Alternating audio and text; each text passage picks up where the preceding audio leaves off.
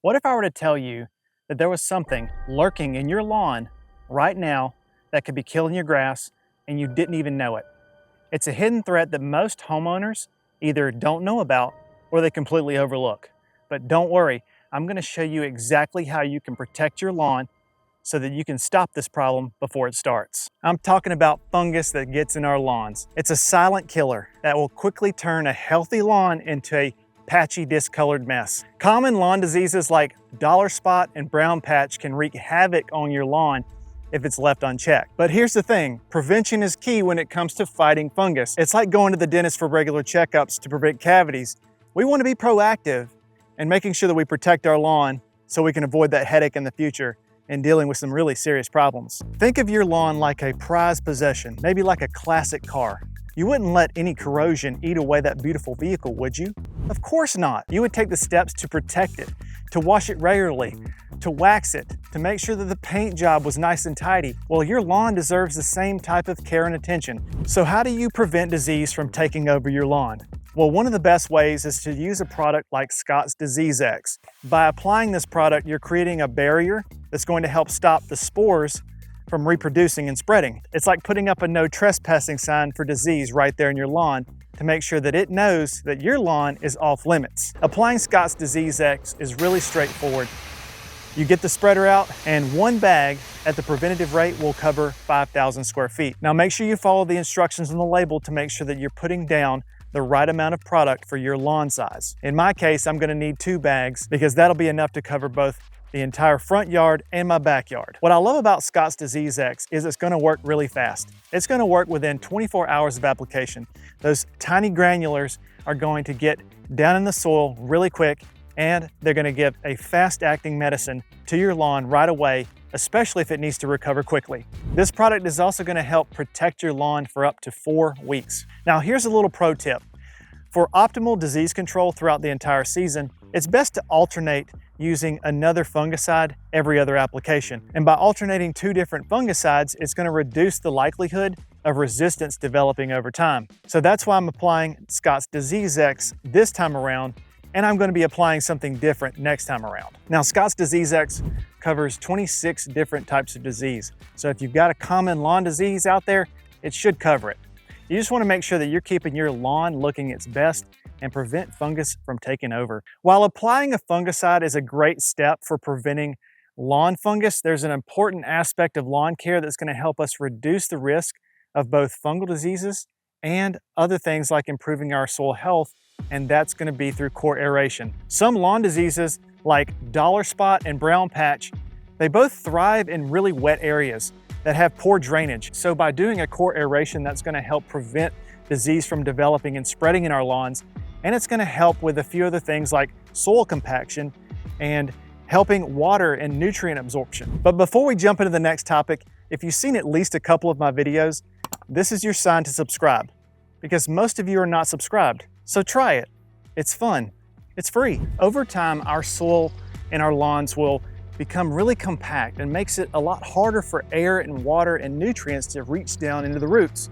And that's where core aeration comes in. Core aeration is gonna remove small plugs out of the soil to make sure that we're getting deeper, stronger development and reducing stress and disease as well. Imagine trying to drink a thick milkshake through a really tiny straw.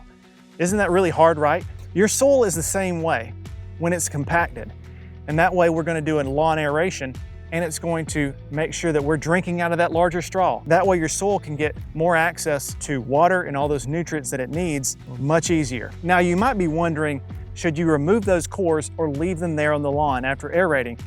Well, I've decided to pick up my cores this time around, and here's why. When you've got clay soil like I do, it's gonna be really messy for days, if not weeks after core aeration.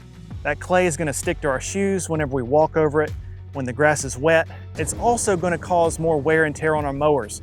And so by picking up those cores, it's not only going to reduce the risk of us messing up our mower, getting rocks or messing up our blades, it's also gonna make it look a lot better. Now, I'm not gonna lie, removing those cores can be really time consuming and labor intensive, but I really do think it's worth the effort. You can use a lawn sweeper like I've got, you can rake it up, or if you wanna skip the hard labor, you can maybe use a metal drag or of some sort and try to rake it over the cores. try to clean up the mess a little better and a little more quickly. But I've seen a lot of people argue that leaving the cores is best because then you're breaking down and returning the soil back its nutrients. But that's only if you've got really rich nutrient soil. If you've got clay soil like I've got, it's most likely not gonna have a lot of nutrients. Plus, those nutrients get used up pretty quickly. And that's why it's also important to be regularly applying fertilizer. And I'm gonna be doing this right after this core aeration.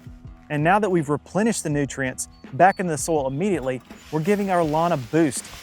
That boost it needs to grow strong and healthy. If you want your grass to thrive though, you're gonna need to feed it the right nutrients at the right time. Think of your lawn like a growing child. Just like kids, they need a balanced diet to grow up strong and healthy. Your grass is the same way. It needs a balanced mix of nutrients to make sure that it reaches full potential. Skipping a fertilizer application is like sending your kid to school without any breakfast. They might survive, but they sure enough won't thrive. So what are the best fertilizers for your lawn?